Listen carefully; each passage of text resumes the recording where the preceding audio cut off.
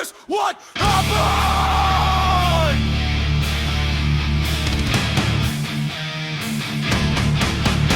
Here we go. Episode number 4 of Dude, Here's What Happened, everybody. You guys were here from the beginning. All right, you guys were in on the ground floor. You saw this thing trying to figure out what it was. But you knew, and I knew, and we knew, but everybody else is just now finding out.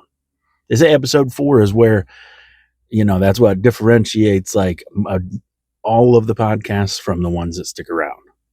Like if you get to 4 episodes, you increase your chance of continuing and becoming a thing exponentially. I don't know the science behind it, but I heard it once, so I decided it was true, and that's what we're going off of. So episode 4 means that this is about to be successful. We're going with it. That's the truth. Okay, so how have you guys been? I've been great. All right. Just some things that I've been dealing with lately. Obviously, the Cavs still in the playoffs situation. Not that anyone cares except for people in the Cleveland area. But it is entertaining and fun to watch. Detroit doesn't look like it's going to be a lot of fun, but it's whatever. The game last night did not go great. And who knows what's going to happen. But anyway, that's not why you're here. You're here to hang out and talk about what happened. Here's what happened. Butterfingers, man. When was the last time you had a Butterfinger? If you got to think about it, it's probably too long ago. I remember they changed the recipe slightly, years ago. I don't know how long ago that was. Years ago. If I had a producer, I'd have him look it up, but I don't. I'm the producer, and I'm currently talking about something that I did no research about. So we're just going to guess. This has been some time ago. They changed up the recipe. I have no idea what they changed in it. They probably didn't actually change anything. They probably just wanted to update the wrapper to make it look like something. I don't know why food brands do that. They rebrand, they change the recipe, whatever. Seems like you're admitting stuff that you shouldn't be admitting. You should just be quietly dealing with. Domino's did the same thing. I remember Domino's was like, you said our pizza's awful, and you were right. What? Okay. And they're like, but now it's different. Well, how can we trust you? You're a person that knew your pizza was garbage, or a company, you knew your pizza was garbage. You just told me that you knew your pizza was garbage, and you were peddling it to us like it was the best thing ever. But now all of a sudden we're supposed to believe you that you're on our side and that it's better now. And somehow you got all these deals. I don't know. I think Domino's does taste better now, but I don't know why you have that ad campaign where you're like, our stuff was rough, but trust us. That's weird. Anyway, so Butterfinger changed the recipe a while back, years and years ago. Like I said, I saw it on the wrapper. I don't even think it was like an ad campaign or anything. I saw it on the wrapper and I was like, oh, well, I love Butterfingers. Shocking. I know, that's, you're like, what? This guy has had a Butterfinger before? I've had a lot. I've had a Butterfinger today. I enjoy them. But I got one right after they said they changed the recipe. And I think what happened was it was actually just a legit case of, you know how when they make things in large batches, every now and then there's one that gets through that shouldn't have gotten through. I think that's the one that I got once they announced that they changed their recipe. And I was like, ugh. Why? Why would you change it to that? If you're going to change it, make it better. This is terrible. And I just let Butterfingers go for a long time, for years. Like I said, I don't even remember when it was. And then just one day in recent history, maybe even since the start of this podcast, not this episode, but the podcast, I was at the dollar store or something. I was like, man, I used to love Butterfinger. What happened? Why'd you do me like that, Butterfinger? And I did what I should have done years ago and said, you know what? I'm going to give you one last chance to disappoint me. But so help me, if you hurt me, Butterfinger, we are over. Because I'll admit, what I did back then was just I was being a hothead. And I said, this new recipe is terrible. And I walked away. I never even looked back. I didn't call. I didn't text. Butterfinger was like, why? We used to be so good together. And I'm like, just don't even look at me. I didn't give him the time of day. And a while back here, I said, you know what? You got one more chance to break my heart. And so help me if you do, you will never see me again. And I got to tell you, I was wrong years ago when I swore off of them. So Butterfinger, I apologize for not letting you explain what in the world happened with that one candy bar. And like I said, I've had one today so far. And you can probably tell by looking at me, most of my days include a Butterfinger. And then some. They're pretty good. Complete transparency, Butterfinger, not a sponsor, because shocker, they don't know that I exist. So I don't think I really damaged them much by not buying their product for a while. And I don't think I'm really doing them any good by bringing them back into my life here. But I'm telling you guys, because I love you guys. You're my people, man. Don't make the same mistake I did. One bad Butterfinger does not have to be a life-changing event.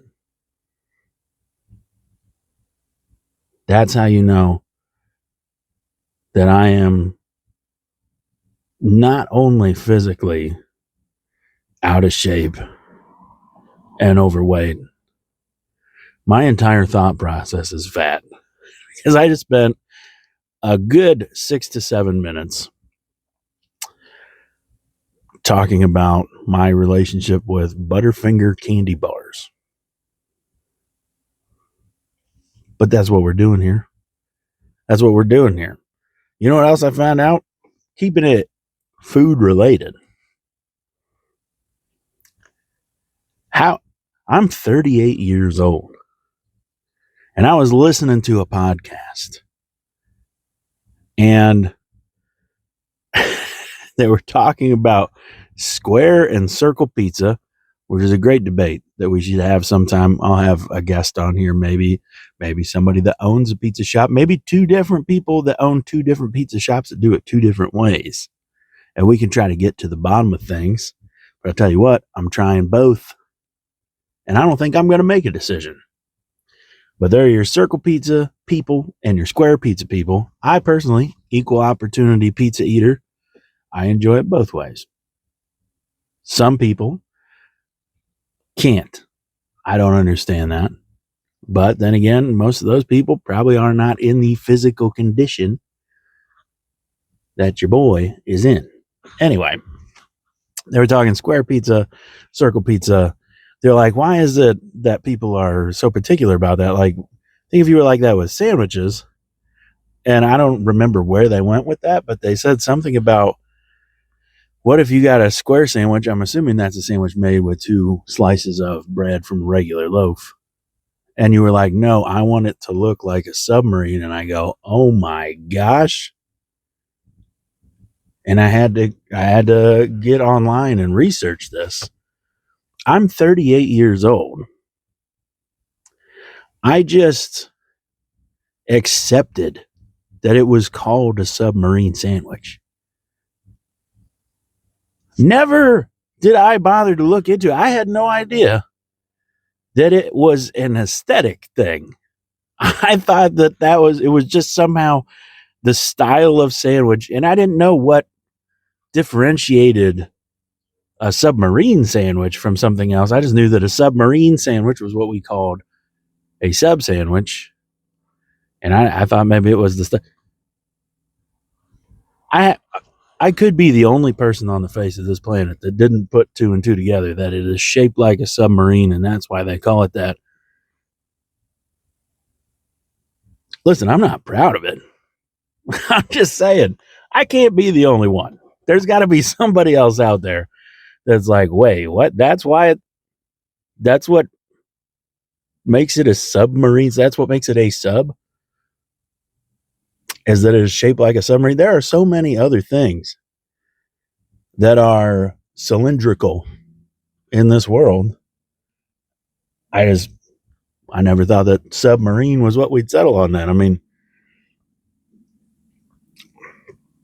bread gets soggy when you put it in the water. Submarine doesn't seem like a great comparison. But of the cylindrical things, I don't know what else you're going to name your sandwich after. Like, you don't want to call it like a pipe sandwich or like a pop can sandwich or a Pringles can sandwich, because you're going to get into some copyright issues with Pringles on that. I've got a feeling. A submarine.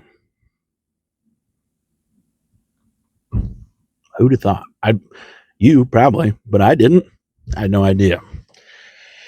So anyway, that was, like I said, I'm not proud of it. I'm just being transparent here. I apologize if there's noise going on. One thing I did not consider when launching a podcast from my vehicle was that it's going to get hot in here, and I can't turn the car on. It makes too much noise. And even if I did, the air conditioner, you guessed it, does not work in the Chevy Sonic Studio. It'll blow air, but it is just hot, nasty, stale air. And it doesn't do anything to lower your body temperature. So I got the windows cracked a little bit. It's not terribly hot out or anything. So I got the windows cracked a little bit. I know this mic is supposed to cancel out a lot of noise that's not directed to it, like my voice. But I don't know. I don't know how much of it you can hear. I'll find out when I'm editing it, but I'll be honest, I don't have a ton of spare time. So when I'm editing it, I'm just going with it. So you might hear the birds. You might hear the hillbillies around here that are driving the big, loud trucks and whatnot. And let's just chalk that up to authenticity, shall we? I'm not going to tell you what to do. You guys are grown-ups, probably. I don't know. Maybe there's kids that listen to this podcast. There's no reason they can't. But I apologize if there's a lot of extra noise. Because there is as I'm sitting here, but I don't really have a better place to do it. So anyway, now that we've gone into detail on Butterfingers and sub sandwiches, I don't think I have, believe it or not, any other food related things to bring up.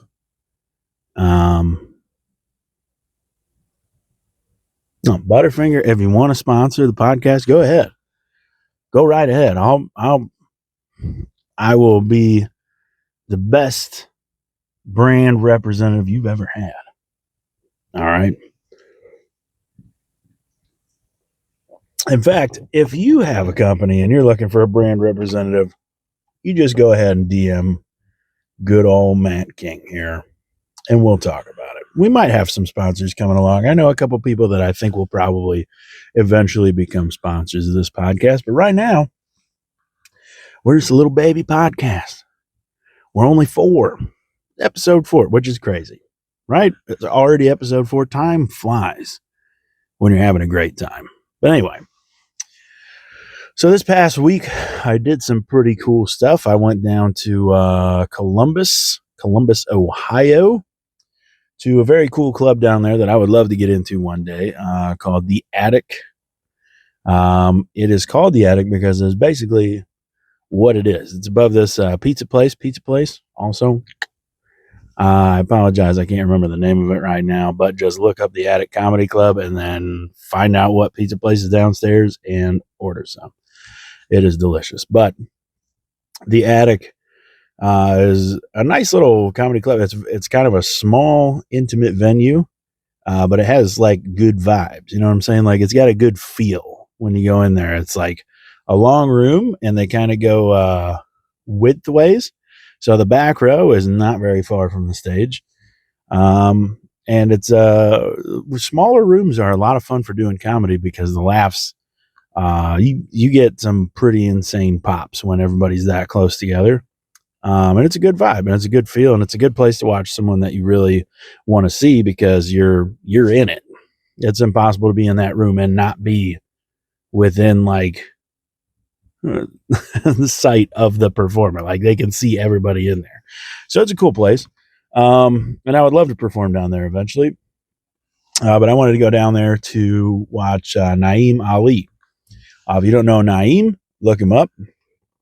He's host of the Do Rag and the Deer Tag podcast. He does stand-up comedy. I think he just performed out at the Netflix as a joke festival. Very funny guy. Very funny guy. He's been on a lot of the big podcasts too, Matt and Shane Secret podcast, Story Wars, like things like that. Very funny guy. And I'd kind of been back and forth with him a little bit on DMs. We follow each other on social media, and I was like, hey, when are you going to be in Ohio? And he had mentioned something about maybe, doing some shows out in Philly where he's out of. And I was like, hey, cool, I'm going to come out to your show at the Attic in Columbus and see you and meet you, and we'll talk and stuff. And so we did. But he is hilarious. I mean, it was a great show. He had a great set. And he brought his feature with him. His feature's name is Albert Davis. Also check him out. Very funny guy, another Philly guy. And I talked to them some about the nonprofit organization that I'm involved with. I do a lot of the talent acquisition for the nonprofit that I'm involved in. I'll get more into the nonprofit stuff later on when I bring some of those people in as guests. But it's a nonprofit that uses comedy shows to raise awareness and to raise funds to help with PTSD and mental health issues in first responders and veterans. And we do, like I said, we do comedy shows to raise that money. So it's veterans, first responders, and comedians. And you put those groups of people together, and it's a blast. So I talked to them about maybe doing some stuff with us. And they talked to me about going out to Philly and doing some of those things. I've never performed in Philly. I would love to. And so I'm looking forward to that. And if you're in the Philly area, stay tuned because I'm pretty sure I'm going to be coming out there at some point in the not too distant future. Just don't know where in Philly and when. So that was really cool. After that, there's another club down there in Columbus called Hashtag Comedy. And they run a Friday night open mic that starts at like 10:45 p.m. It's a late one. But I'd forgotten that it was Friday. It's like I work a day job too. So I never know what day it is because I'm running around trying to do a million things, post content, try to go to open mics and do comedy stuff. And also I'm a dad and I have a life and all kinds of things. I never know which way is up. And I don't say that to be like, look at me, look how good. It's not something to brag about. I would lose my butt if it wasn't hanging on for dear life behind me. Like I am not organized. I'm not good at this. I am trying my best, but I'm busy all the time. I didn't even realize it was Friday. It had been Friday for the whole day. And then someone said something about hashtag. I was like, oh yeah, that mic is tonight. So we got some ice cream at a place down there in Columbus called Johnson's something. Shout out Johnson something. It was pretty good. Sorry, I can't remember the name completely. That's the ADHD for you, but it was pretty good. Then we went over to hashtag, and we did the open mic over there. And I'll probably be posting a clip sometime in the not so distant future from the set that I did there. It was a good time. There's some cool dudes down there in the and when I say dudes, I'm not talking solely about men. There are some cool people down there in the Columbus comedy scene. And I want to do it a lot more. It's just that it's kind of a drive, and sometimes it's tough with everything else that I'm dealing with on a daily basis. To make that work into the schedule without like staying down there or something. So that was a lot of fun. And yeah, then that was that. Then we came back up around the Akron Canton area, which is kind of where we'll just leave it at Akron, Canton, Cleveland. That's kind of where I roam. All right. And my good my good buddy, I call him my good buddy because I think he's a great guy. I'm not saying that like we've been tight forever, like we just met not too long ago, but a good buddy of mine, meaning that he is a good dude and I really like him a lot. Chris Harvey, very, very, very, very funny stand-up comedian. He tours with Steve-O from Jackass, and he is a machine at comedy. This guy, he is polished and he's quick, and you're like, man, that guy just came right at me with his jokes, and it was like before I even realized that I was cracking up. That's who we're talking about here. He just opened we did the soft opening of his comedy club that he just got in Akron, Ohio, the Killbox Comedy Club. I posted a video about that. Great place. Another small room. But this is a guy that's not running a small room because that's all he can do, or that's the kind of clientele he's going to. It's same with the Attic. The Attic's not a small room because it has to be. The Attic is a small room because the Attic's a small room. Killbox, small room because it's a small room. That's why they call it the Killbox. You go in there and the jokes are popping. Okay. It was a lot of fun to perform. I'm back again. Sorry. The school buses are just destroying me on this one, but that's pretty much what we did over the weekend. Not really anything this week except for working and running around, tying up loose ends and whatnot. But it's not called Dude, Here's What Happened for no reason.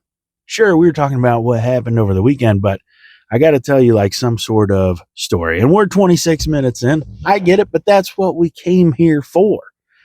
I want to tell you guys about the worst bum that I have ever had. In fact, it was the second time I ever attempted stand-up comedy. So, with that being said, dude, here's what happened. All right. I knew that I wanted to be a stand-up comedian for a long time. Like, I always wanted to do it. I just never knew how to get into it. And I actually spent 11 years as a youth pastor. And so public speaking was not something that bothered me at all. I had no trouble speaking in front of people. I never really did because I love attention and I think I'm hilarious. So I never had a problem with any of the parts of stand-up that some people have trouble with when they're getting started, like getting nervous in front of people. None of that. I didn't know where to begin or how to do it. There wasn't really any comedy clubs around where I lived, or even I didn't know how to find like an open mic anywhere or anything like that. But as a youth pastor, I would sometimes speak to the entire church and everything. And people would always say like, you are funny. You should be a comedian. And I'm like, I don't think that's real here in rural Ohio. I don't think that's a thing. Like, I just had no idea. It wasn't that I didn't want to. And people told me all the time, they're like, you're so funny. You should be a comedian. I'm like, thank you. I would love to. I don't know how to do that. So, basically our church would do a thing at Thanksgiving where we would have like a Thanksgiving dinner for everybody to come in. It's like a potluck. And afterwards they would do essentially a talent show. And finally one year I was like, you know what? I'm going to try some stand up. And the people that were telling me I should try it were pumped. They were like, yes, finally. And all this stuff. And I'm like, we'll see. And I didn't know really much about, like, I watched a lot of stand up. I enjoyed stand up. I've been to some shows and things like that. I enjoyed it. I didn't really know anything about putting together a set or anything like that. So I just knew that I could make people laugh when I talked to them conversationally or, when I was presenting something. So I just basically flexed those muscles and called it stand up.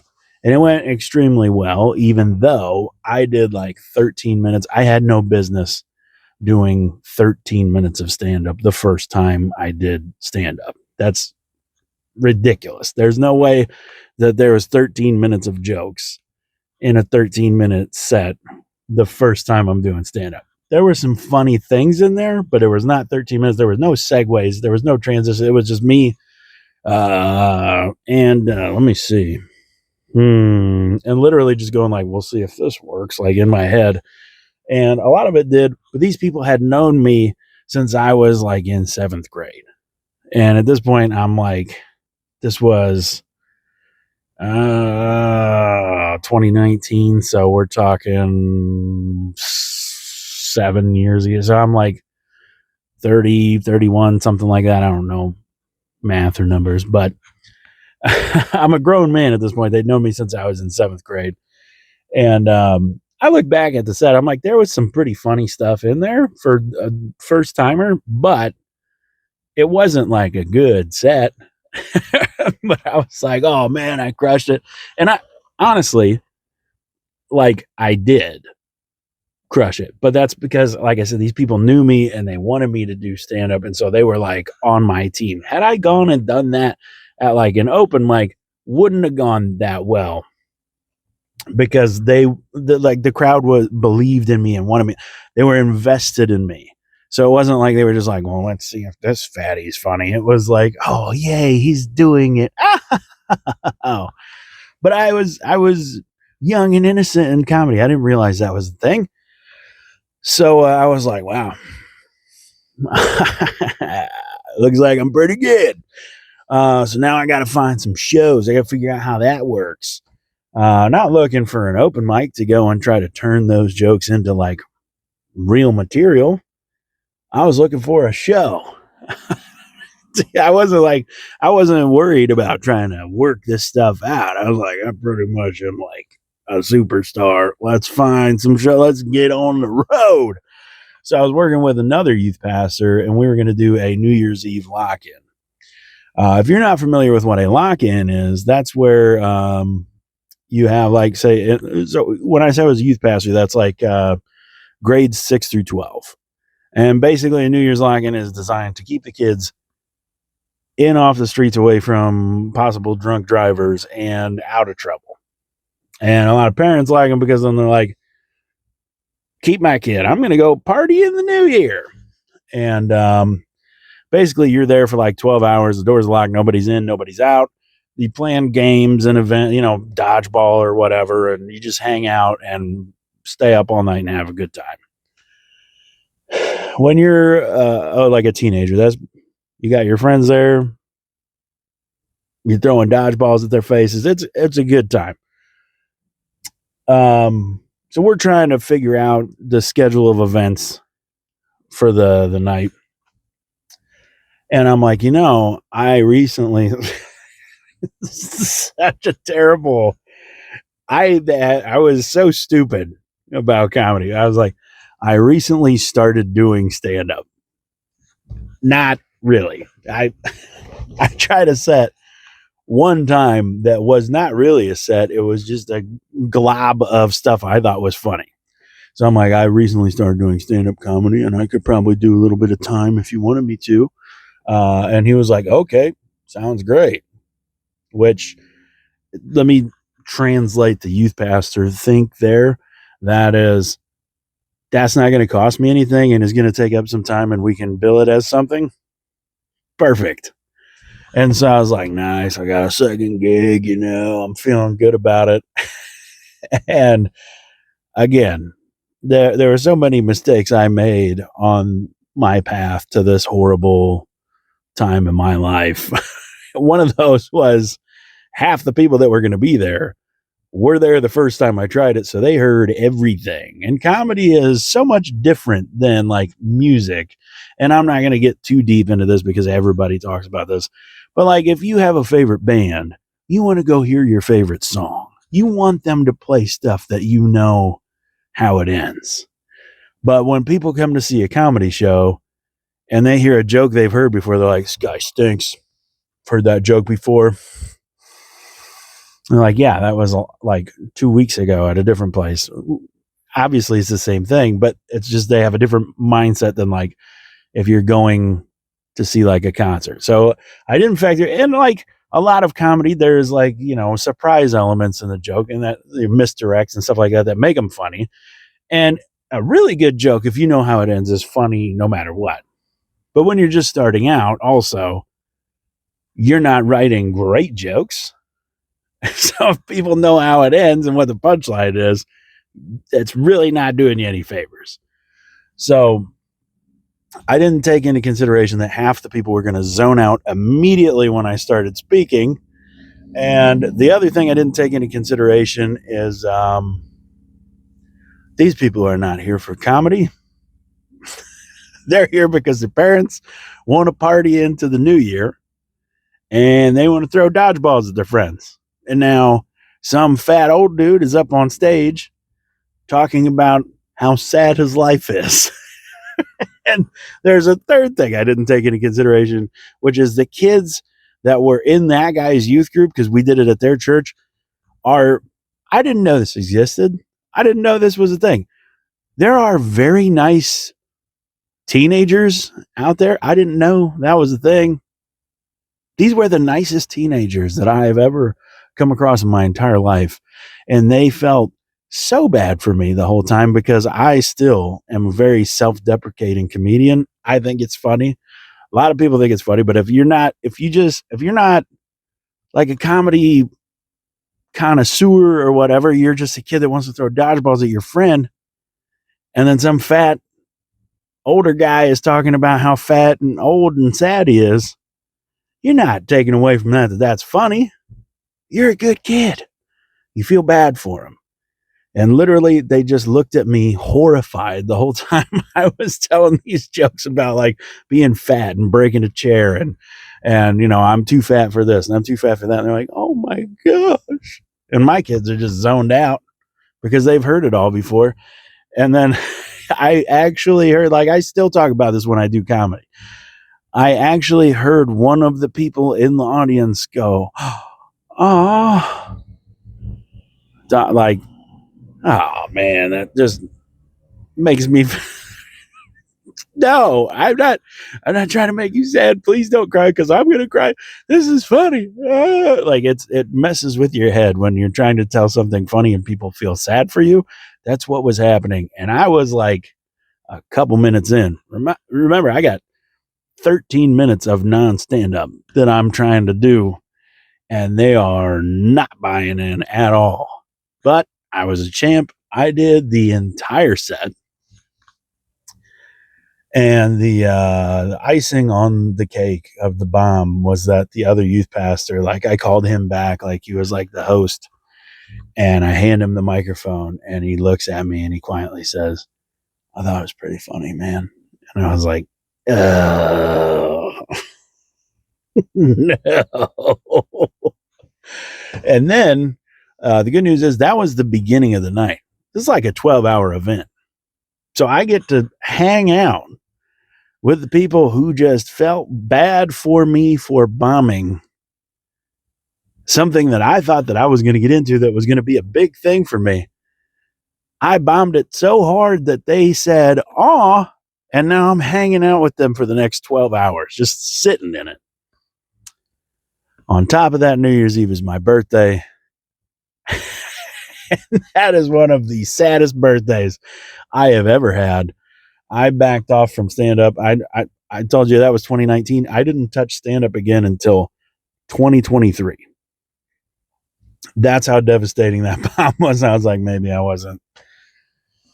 I thought I was gonna. I thought I was gonna do it, but why?